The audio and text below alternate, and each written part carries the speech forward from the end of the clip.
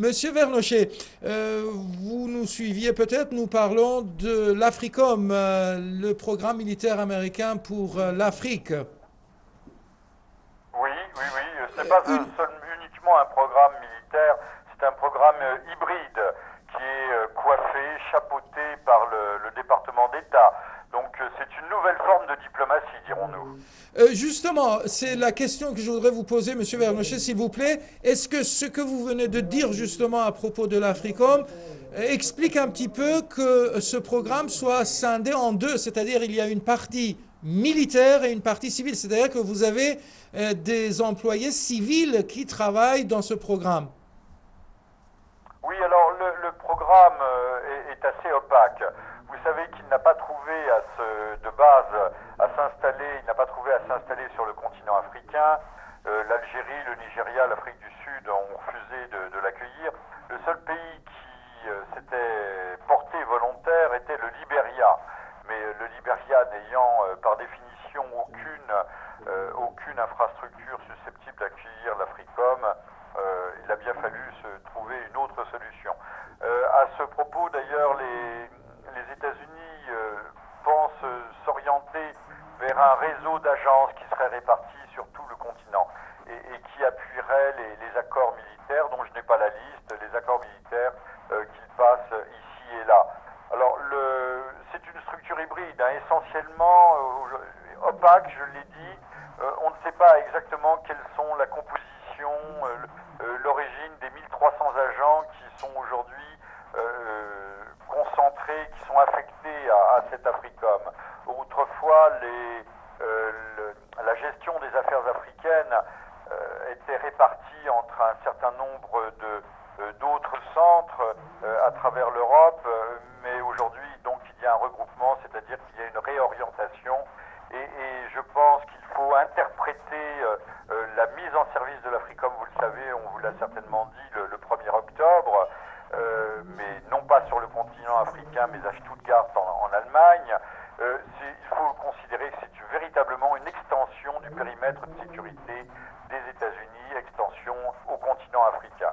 Mais pas tant pour contrer les intérêts de l'ancien bloc de l'Est, tel que nous le connaissions jusqu'en 1989, en 90, ou 91, la fin de l'Union soviétique, aujourd'hui, mais pour contrer l'influence et les prises d'intérêt essentiellement de la communauté européenne, de la France entre autres, et de la Chine, puisque les grands enjeux, vous savez, se situent pour les États-Unis dans la Corne de l'Afrique d'un côté et de l'autre dans le golfe de Guinée, pour les raisons évidentes que vous pouvez deviner. Absolument, on va revenir très rapidement sur le golfe du Guinée, mais avant cela, vous avez parlé donc de certains pays qui étaient pressentis pour accueillir la base de l'AFRICOM. On parlait également un temps du Maroc, le Maroc qui s'est désisté un peu plus tard. À votre avis, pourquoi il y a cette réticence et ce refus de la part des pays africains d'accueillir sur leur sol l'AFRICOM? Pour la bonne et simple raison que même s'ils entretiennent si les gouvernements, et on peut dire que c'est la même chose d'ailleurs dans le monde arabe, entretiennent des relations étroites, proches, des relations clientélistes avec les États-Unis, il n'en va pas de même pour les opinions publiques. Il y a donc un seuil du tolérable à ne pas franchir vis-à-vis de leur opinion publique, mais également vis-à-vis de leurs partenaires africains. Il s'agit de sauver les apparences, même si on est allié des États-Unis et proche allié comme le Maroc ou également comme l'Algérie aujourd'hui. Il faut maintenir une apparence de distance. Voilà, donc il ne faut pas apparaître comme directement subordonné à la politique américaine.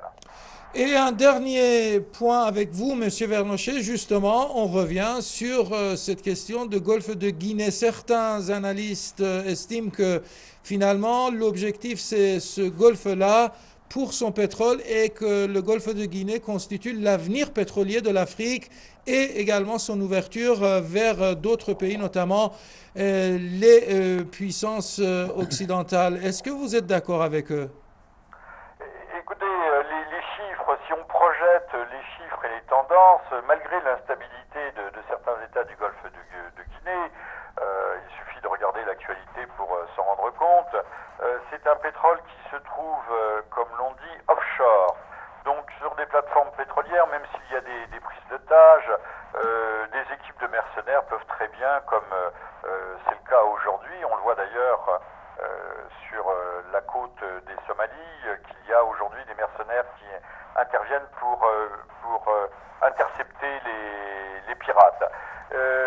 Aujourd'hui, les États-Unis ont recours presque systématiquement, mais pas seulement les États-Unis, les Nations Unies aussi dans certains cas, on l'a vu au Darfour, recours à des armées privées, et bien le pétrole du golfe de Guinée, qui est souvent un pétrole offshore, est donc facile à exploiter et facile à protéger, à l'abri des populations. 15% des importations américaines proviennent du golfe de Guinée. On peut penser que d'ici une dizaine d'années, ces importations passeront à 25%. Donc vous voyez, les États-Unis étant et restant, malgré la perspective d'exploitation des gisements d'Alaska, peut-être grâce à Madame Palin, ne voyez aucune ironie dans mon propos, des gisements, donc des zones protégées d'Alaska, resteront tributaires de l'étranger, les États-Unis sont un État énergiquement dépendant. Et il est bien net, il est bien clair que l'Afrique et le golfe de Guinée vont devenir des enjeux dans ces rivalités entre à la fois l'Asie, les puissances émergentes d'Asie et les États-Unis qui ont besoin de diversifier également leurs approvisionnements. Puisque l'on connaît, on sait que les divergences qui opposent Washington et le Venezuela, par exemple. Monsieur Bernochet, merci pour vos explications. Merci également d'avoir accepté notre invitation. Je vous souhaite une excellente semaine et un bon lundi chez vous en France. Merci beaucoup, monsieur. Au revoir. À vous-même et à tous vos auditeurs. À très bientôt, peut-être. Merci, à très bientôt. Au revoir.